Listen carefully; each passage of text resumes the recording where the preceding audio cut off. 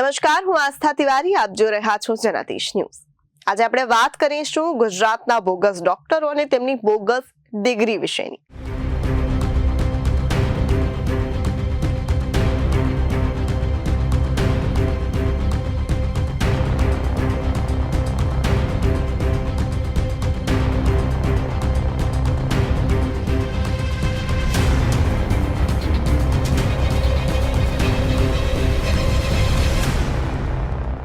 જી હા, બોગસ ડોક્ટરો દિવસે ને દિવસે ગુજરાતમાં રાફડો ફાટતો જાય છે. લોકોના જીવ સાથે અને સ્વાસ્થ્ય સાથે ચેડા કરી પૈસા હડપવાનો હથકંડો અપનાવીને બોગસ ડોક્ટરો ગોરખ ધંધો ચલાવી પૈસાનો કાળો કારોબાર ચલાવી રહ્યા છે.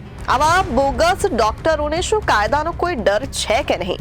કેમ કે આવા બોગસ ડોક્ટરોને કાયદાનો કોઈ ડર નથી. શું કાયદાઓ અને વ્યવસ્થાઓ નબળી પડી ગઈ છે? જી હા, રાજ્ય સરકારની કાયદાકીય પોલીસ ટીમ, એસઓજી, વિજિલન્સ અથવા સુરત રાજ્યના તમામ ઝોનોની પોલીસ તો કાર્યવાહી કરી જ રહી છે, પરંતુ આરોગ્ય વિભાગની કાર્યવાही पर હવે सवाल उठवा पाम्या છે. सूरत शहर में माननीय एचएम सर, डीजी सर और सीपी सर इनके निर्देशन से जो फर्जी डॉक्टर हैं जो बिना डिग्री के या गलत डिग्री के साथ में प्रैक्टिस करते हैं, उनके लिए इंफॉर्मेशन मिला कि पांडेसरा पुलिस स्टेशन विस्तार में 3 डॉक्टर के बारे में इंफॉर्मेशन मिला कि वो उनकी डिग्री फर्जी है और यहाँ पे वो एलोपैथिक दवाओं की प्रैक्टिस कर रहे हैं. तो आरोग्य विभाग की टीम के साथ में शशिकांत मिश्री महतो, ये एक प्रिंस क्लिनिक करके चलाता है, दूसरा सिद्धार्थ कालीपद देवनाथ और तीसरा डॉक्टर जो है वो पार्थ कालीपद देवनाथ. ये तीनों डॉक्टर हैं. ये पांडेसरा विस्तार में एलोपैथिक दवाओं के साथ में प्रैक्टिस करते थे. तो आरोग्य की टीम के साथ में इनके यहाँ पे पुलिस की टीम गई और जब इनकी डिग्रियों की मांगी गई इनसे डिग्री, तो इन तीनों ने BEMS की degree, bachelor of electro homeopathy medical science, इसका एक सर्टिफिकेट दिया और इसका फुल फॉर्म उन्होंने अपने हिसाब से बताया कि ये सर BEMS जो है वो basic of electro homeopathic medical science है. और बाद में जब आरोग्य की टीम ने बताया कि इस तरह की कोई डिग्री गुजरात सरकार के द्वारा अधिकृत कोई भी विभाग नहीं देता है, ये डिग्री है वो बोगस है, तो डॉक्टर से पूछताछ की गई कि आपने ये सर्टिफिकेट है ये कहाँ से लिया. तो उन्होंने बताया कि यहाँ रसेश गुजराती करके हैं डॉक्टर, और वो लंबे टाइम से ये जो है बहुत सारे डॉक्टर ऐसे हैं जिनको उन्होंने इस तरह की डिग्री दी है. और उसके बाद में जब इन तीनों डॉक्टर से पूछपरछ करने के बाद में उनका स्टेटमेंट रिकॉर्ड किया गया. जो वहाँ से मिला वो एलोपैथिक दवाई है वो पंचनामा में रख के और कब्जे किया गया. उसके बाद में रसेश गुजराती को यहाँ पे जाके उससे पूछताछ की गई और सर्च की गई. तो वहाँ पे भी जब रसेश गुजराती के यहाँ पे उसके ऑफिस में गए तो बालाजी कृपा सोसाइटी पालनपुर जगात नाका रामदेव रोड पे रहता है. वहाँ पे रजिस्ट्रेशन फॉर्म्स मिले, आई कार्ड के साथ में इस तरह के सर्टिफिकेट मिले 7, खाली सर्टिफिकेट जो प्रिंट करने के लिए थे वो 5 मिले, अलग अलग सर्टिफिकेट उनकी जीरोक्स 15 मिली और मेंबरशिप रिन्यूअल के फॉर्म 8 मिले. तो डॉक्टर से पूछताछ की गई कि आप ये BEMS का सर्टिफिकेट या डिग्री ये किस तरह से देते हो, किस तरह से ट्रेनिंग करवाते हो. तो रसेश गुजराती ने अपने स्टेटमेंट में बताया कि वो पहले यहाँ गुजरात में 90s में उसने DHMS का कोर्स किया और पहले 1-2 ट्रस्ट के साथ में लेक्चरर तरीके काम किया. होम्योपैथी में उसने लेक्चरर बना, फिर एक ट्रस्ट के कॉलेज में वाइस प्रिंसिपल बना, फिर प्रिंसिपल बना. उसके बाद उसने धीरे धीरे उसमें ज़्यादा उसको बेनिफिट नहीं हो रहा था, तो इलेक्ट्रो होम्योपैथी के बारे में उसको पता लगा और रसेश गुजराती शार्प है तो उसने इसके बारे में स्टडी किया.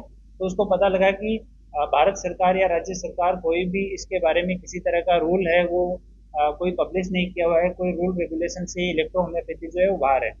तो इसने एक अहमदाबाद के डॉक्टर हैं BK रावत, उनके संपर्क में आया ये. फिर इन दोनों ने मिलके पहला जो इनिशियल कुछ लड़कों को 5-7 लड़कों को जिसका नाम इनको भी नहीं पता है, उनको प्रॉपर तरीके से इलेक्ट्रो होम्योपैथी के बारे में बताया. 3 साल का कोर्स था पर लगभग 2 साल में इन लोगों ने उनको ट्रेन किया और इलेक्ट्रो होम्योपैथी की दवाई देना, क्या क्या रोग का उपचार हो सकता है वो सिखाया. जो 4-5 डॉक्टर को इन्होंने बना के मार्केट में भेजा तो उनका अनुभव ये आया कि कोई भी आदमी, पब्लिक के जो लोग हैं वो इलेक्ट्रो होम्योपैथी की दवा लेने के लिए कोई भी पेशेंट नहीं आता है, ट्रीटमेंट कोई करवाता नहीं है और दवा जो है उसका इफेक्ट बहुत धीरे धीरे होता है. तो इस वजह से वो जो डॉक्टर मार्केट में जब गए तो उनको रिस्पॉन्स अच्छा नहीं मिला। तो इन लोगों ने बाद में अपनी स्ट्रेटेजी 2002 के बाद में इन्होंने अपनी चेंज की और इन्होंने जितने भी लोग थे जो कोई किसी डॉक्टर के यहाँ काम करता था, बाहर का व्यक्ति है, उन लोगों से संपर्क करना चालू किया। इन्होंने उनको कि आप हमें 70,000 रुपये दीजिए, हमारा आयुष डिपार्टमेंट जो गुजरात का है उसके अंडर में हमारा board of electro homeopathy Gujarat ये रजिस्टर्ड है और ये अहमदाबाद में है। इसके अंडर में हम आपको ट्रेनिंग करवाएंगे और उसकी डिग्री देंगे। ये ट्रेनिंग 2.5 साल की ट्रेनिंग देंगे, ये सब महज दिखावा था। इनके पास कोई इंफ्रास्ट्रक्चर नहीं है ट्रेनिंग देने का, सूरत में भी नहीं है, अहमदाबाद में भी नहीं है। ये 70,000 रुपये किसी से 60, किसी से 70, मौका मिला तो 80 भी अलग अलग आदमियों से लेते थे। लेने के बाद में उनको 10 से 15 दिन में वो डिग्री प्रिंट करके ये लोग दे देते थे और साथ में रसेल जो है वो यहाँ पे उनको गारंटी देता था कि तुम लोग कहीं पे भी जाओ, एलोपैथिक, होम्योपैथिक, आयुर्वेद जो प्रैक्टिस तुम्हें करनी है तुम आराम से प्रैक्टिस कर सकते हो। एसएमसी, पुलिस, आरोग्य ये कोई भी तुम्हारे ऊपर हाथ नहीं डालेगा, इसकी मेरी जिम्मेदारी है। तो ये उनके बीच बीच में घूमता रहता था और उनको एक रजिस्ट्रेशन सर्टिफिकेट ये लोग प्रिंट करके देते थे कि ये हमारे बोर्ड का रजिस्ट्रेशन सर्टिफिकेट है, इसके बाद में आप अधिकृत हैं कहीं पे भी प्रैक्टिस करने के। तो वो सर्टिफिकेट की वैलिडिटी ये लोग रखते थे कि जैसे 1 साल की वैलिडिटी का दिया तो उसके रिन्यूअल के बहाने से 5,000 रुपये से लेकर 15,000 रुपये तक ये पर डॉक्टर का 1 साल का वसूलते थे। और उस कोई डॉक्टर अगर ना बोले कि मैं ये नहीं दे सकता हूँ या कोई जांच पड़ताल करने की कोशिश करे तो उसको अलग अलग तरीके से ये लोग धमकाते थे। अभी एक डॉक्टर आया है जिसको तो इन्होंने कि तुम्हें मार देंगे इस तरह की धमकियां भी दी है। पर इनिशियल फेज में ये लोग प्रशासन का, आरोग्य विभाग का इस तरह का नाम लेके कि तुम्हें बुक करवा देंगे, इस तरह की धमकी दे। જેમ કે અમદાવાદની ખ્યાતિ હોસ્પિટલના કાંડના વિરોધમાં વારંવાર આરોગ્ય વિભાગને કરવામાં આવતી રજૂઆતને નેવે મૂકીને અને આ મામલે આંખ આડા કાન કરી તમામ અરજીઓને નકારી કરવામાં આવતી બેદરકારીને પગલે અમદાવાદની ખ્યાતિ હોસ્પિટલમાં તો અસલી ડોક્ટર્સો દર્દીઓના જીવ લીધા। પણ હવે વાત કરીએ સુરતની। જી હા, તો સુરતમાં હવે નકલી ડોક્ટર્સ જથ્થાબંધ ભાવે મળી રહ્યા છે। જથ્થાબંધ એટલા માટે કારણ કે અહીં એક બે નહીં, એક સાથે 14 બોગસ ડોક્ટરો ઝડપાયા છે અને સાથે સાથે આખી એક હોસ્પિટલ કે જે બોગસ હતી। હું ગુજરાતના સૌ નાગરિકો વતી સુરત શહેર પોલીસને ખૂબ ખૂબ અભિનંદન આપું છું। સુરત શહેર પોલીસ દ્વારા પ્રોએક્ટિવલી પોલીસિંગના ભાગરૂપે 10 જેટલા ડુપ્લિકેટ ડોક્ટરોને પકડવાની છેલ્લા અનેક દિવસોથી ઇન્ફોર્મેશનના માધ્યમથી આ લોકો પર નજર બનાવીને સૌને રંગે હાથ પકડવામાં સફળતા પ્રાપ્ત કરી છે। કોંગ્રેસી નેતા રસેશ ગુજરાતી દ્વારા આ અસામાજિક તત્વોને ડુપ્લિકેટ ડોક્ટરના સર્ટિફિકેટ આપવામાં આવતા હતા। આ કોંગ્રેસી રસેશ દ્વારા આ આખું ષડયંત્ર માત્ર સુરત પૂરતું જ નહીં પરંતુ ગણતરીની રકમ લઈને આવા અસામાજિક તત્વોને ડોક્ટરનું લેબલ આપવાનું કામ આ કોંગ્રેસી રસેશ ગુજરાતી દ્વારા કરવામાં આવતું હતું। આ આખું ષડયંત્ર સુરત પોલીસે પ્રોએક્ટિવલી પોલીસિંગના ભાગરૂપે પકડવામાં આવ્યું છે। આ પ્રકારના અસામાજિક તત્વોને કોઈ બી પ્રકારની ફરિયાદ ના મળવા પરંતુ એ લોકોને પ્રોએક્ટિવલી પકડવું એ જ રાજ્ય સરકારની જવાબદારી છે અને આ જવાબદારીના ભાગરૂપે પોલીસ દ્વારા અદ્ભુત કાર્ય કરવામાં આવ્યું છે। તે બદલ હું રાજ્યના સૌ નાગરિકો વતી પોલીસને ખૂબ ખૂબ અભિનંદન આપું છું। સાહેબ, હજી પણ કેટલા ડોક્ટરો છે જે પોતાની હાથે ધમધમાવી રહ્યા છે સુરત અને ગુજરાતમાં? એને ડૉક્ટર ના કહેવાય અને ડૉક્ટર હોય તો એને પ્રેક્ટિસ કરવાનો હક હોય પરંતુ આ પ્રકારના લોકો ચારેય દિશામાં પોલીસ દ્વારા પ્રોએક્ટિવલી કામગીરી કરવામાં આવી રહી છે। આ પ્રકારની ખોટી ડિગ્રીવાળા કોઈ બી લોકો હશે તો તેને જરૂરથી પકડવામાં આવશે. તો આપ જરૂરથી ચેનલના માધ્યમથી એને પ્રકાશિત કરવા જોઈએ, જેના કારણે સમાજ જીવનમાં આપ બી ખૂબ ઉપયોગી થઈ શકશો. અને કોઈ માહિતી આપણી પાસે હોય તો આપ બી લોકલ પોલીસને જરૂરથી આપજો. આ બાબતે પોલીસ ગંભીરતાપૂર્વક કામ કરવા માટે મક્કમ છે. સર, આજે સંદેશ ન્યૂઝે રિયાલિટી ચેક કરી 1200 તબીબો આવા ઝોલાછાપ છે, કાયદાની ચુંગાલમાંથી ખૂબ ઝડપથી છટકી જાય છે, ટેબલ જામીન મળી જાય છે. દિવસમાં જામીન થઈ જાય. સર્વપ્રથમ તો એ લોકો, તમે જેને ઝોલાઝાપ કહો છો, એની પાસે જો સાચી ડિગ્રી, સરકાર માન્ય ડિગ્રી, જો BMS કે અલગ અલગ જે સરકારે છૂટ આપી છે પ્રેક્ટિસ માટેની, એ ડિગ્રી જો સાચી હોય તો એ જરૂરથી પ્રેક્ટિસ કરી શકતા હોય. જે સરકાર માન્ય પ્રેક્ટિસની છૂટવાળા સર્ટિફિકેટવાળા ડૉક્ટરોની માત્ર હું વાત કરું છું. પરંતુ એના સિવાયના કોઈ ડૉક્ટરો જો ધ્યાનમાં આવે તો જરૂરથી નજીકના પોલીસ સ્ટેશનમાં એની માહિતી લોકલ લોકોએ આપવી જોઈએ. ક્યારે બી કોઈ બી સમાજને બી જાગૃત રહીને સમાજે આ પ્રકારની પ્રક્રિયામાં, આ પ્રકારના અભિયાનમાં ભાગ બનવું પડશે. આપણે સૌએ સાથે મળીને આ પ્રકારના દૂષણખોરોને એક પછી એક જેલના હવાલે બંધ કરવા માટે આપણે સૌએ સંકલ્પ લેવો પડશે.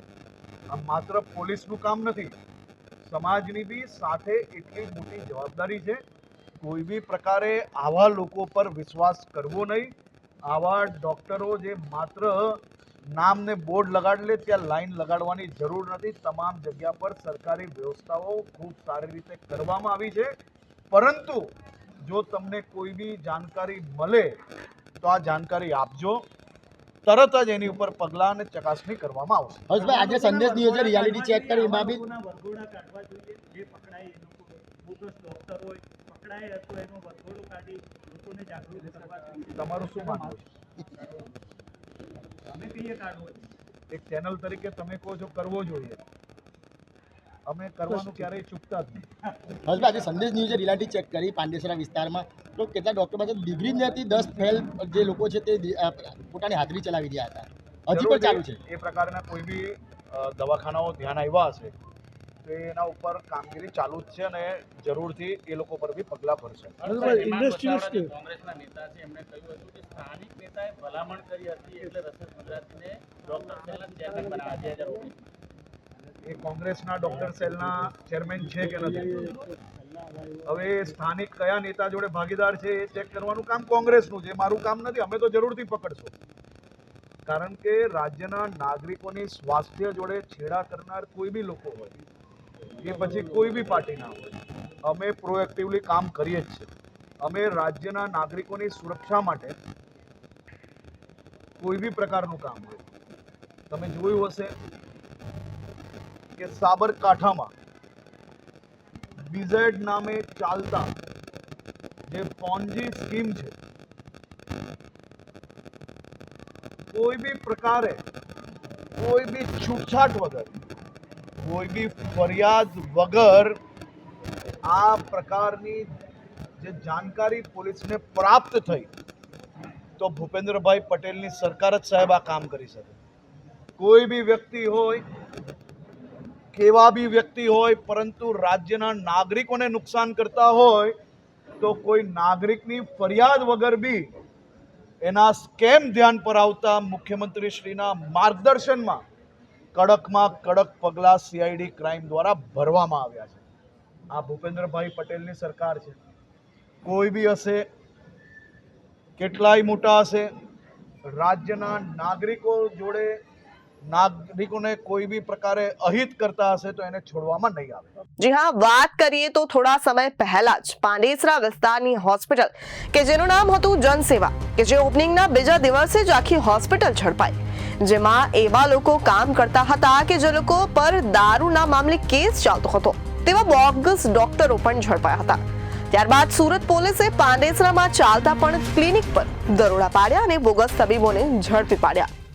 ગુજરાતભરમાં બોગસની ભરમાર વચ્ચે સુરતમાં જે પ્રકારે બોગસ તબીબનું અને બોગસ ડૉક્ટરોનું જે કૌભાંડ સર્ટિફિકેટ મામલે બહાર આવ્યું છે અને તેને લઈને ગુજરાતભરમાં તેના પડઘા ચોક્કસ પડી રહ્યા છે, પરંતુ જે બોગસ કૌભાંડો છે તે થમવાનું નામ નથી લઈ રહ્યા. અને જે પ્રકારે વિધિ કરાઈ રહી છે ત્યારે જે પ્રમાણે રસેશ ગુજરાતી વિરુદ્ધ 10 જેટલી FIR પણ દાખલ થઈ શકે છે ત્યારે આયુષ મંત્રાલય દ્વારા પણ સુરત આવીને તપાસ કરશે. પરંતુ મહત્ત્વની વાત છે કે આ બોગસ સર્ટિફિકેટ છે તે ફક્ત 70,000 થી 80,000 રૂપિયામાં નું આખું કૌભાંડ છે તે આવ્યું છે અને તેમાં 1500 જેટલા લોકોને પણ આ રસેશ ગુજરાતી દ્વારા સર્ટિફિકેટ અપાય છે. એટલે કહી શકાય કે આ લોકોના સ્વાસ્થ્ય સાથે સીધા છેડા અને ખાસ કરીને 70,000 થી 80,000 રૂપિયામાં સર્ટિફિકેટ, એટલે આ રીતનું કૌભાંડ કેટલા સમયથી ચાલી રહ્યું હતું તે બાબતે જે સરકાર ઊંડાણપૂર્વક તપાસ કરે તો જ ચોક્કસ આખો આંકડો બહાર છે તે આવી શકે છે. પરંતુ મહત્ત્વની વાત છે કે એક બાદ એક કૌભાંડો હોય છે, તે પછી ખ્યાતિકાંડ હોય કે અન્ય કોઈ કૌભાંડ હોય, પરંતુ સરકાર કોઈ પણ સમરબંધીને છોડવાની વાતો કરતી હોય છે સુપૈયાણી, પરંતુ ચોક્કસ દિશામાં તપાસ થતી નથી અને આખરે જે આ બાગડબિલ્લા આરોપીઓ છે તે બસી જતા હોય છે. ત્યારે સમગ્ર મામલે હવે આયુષ મંત્રાલય તપાસનો ધમધમાટ તેજ કર્યો છે. ત્યારે જોવું રહ્યું કે આ મામલે કઈ દિશામાં અને ચોક્કસ જે રિઝલ્ટ આવવું જોઈએ તે કેવા પ્રકારનું આવે છે તેના પર સૌ કોઈની નજર રહેશે.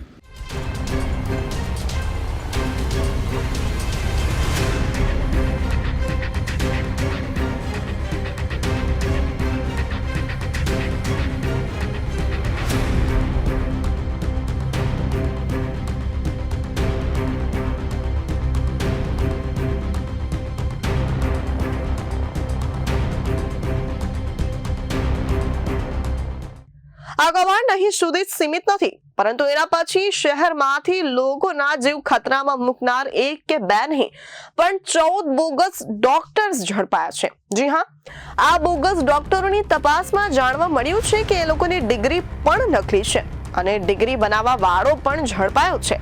આ સાથે જ મુન્નાભાઈ MBBSનું કૌભાંડ ઝડપાયેલ અને બોગસ ડોક્ટરોની ફેક્ટરી ચલાવનારો રશીસ ગુજરાતી કે જે કોંગ્રેસનો નેતા હોવાનો ઘટસ્ફોટ થયો છે.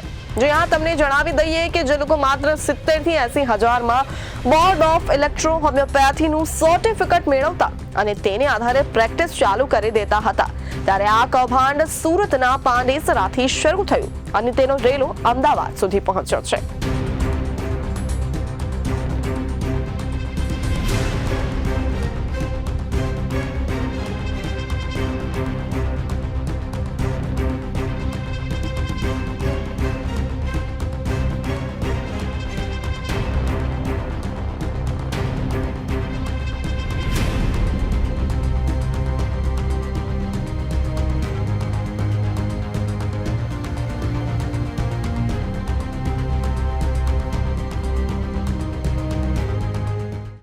જે આ ડૉક્ટરો છે બંને પેઢીના ડૉક્ટરો એના રિમાન્ડ દરમિયાન આજે એને કોઈ એક એવી સિરીઝ ગુજરાતી ઇરફાન અને ભૂપેન્દ્રએ એવી કબૂલાત કરેલી હતી કે અલગ અલગ વિસ્તારોમાં જે એના તરફથી જે સલ્ટી ઇસ્યુ કરવામાં આવેલા છે, જે ડૉક્ટર બનાવવામાં આવેલા છે, તો તે ડૉક્ટરને જે જાતે આવી અને બતાવવા માગતા હોય, જેથી આરોગ્યની ટીમ અમે સાથે રાખી અને એ જગ્યા પર લાવવામાં આવ્યા છે. અને હાલમાં જે 3 થી 4 જગ્યાએ બતાવવામાં આવ્યું છે તે તમામ 2, 3, 4 જણા જગ્યાએ આવ્યા છે તે બધું હાલમાં બંધ છે. અને એ બાબતમાં અમે આરોગ્યને એક લેટર લખવામાં આવશે કે ભાઈ જેટલા આ લોકોએ બતાવ્યા છે એ ક્લિનિકલ એક્ટ મુજબ એને સીલ કરી નાખે એવું અમે આરોગ્યને લેટર લખી અને જાણ કરશું. અને આરોગ્યની ટીમ પણ અત્યારે સાથે જ રાખવામાં આવે છે. કેટલા આરોપીઓને સાથે રાખીને તપાસ કરવામાં આવી અને શું રોલ છે એમનો? કુલ 3 આરોપીઓ છે. જે એક અહીંયા સંસ્થા ચલાવતા હતા, બીજા છે તે અમદાવાદથી અને સલ્ટી ઇસ્યુ કરતા હતા અને ત્રીજો હતો તે બધા બંને વચ્ચે પૈસા ઉઘરાવતો હતો. હવે વાત એ છે કે ક્યાં સુધી ચાલશે આ બોગસ ડોક્ટરોનો ષડયંત્ર.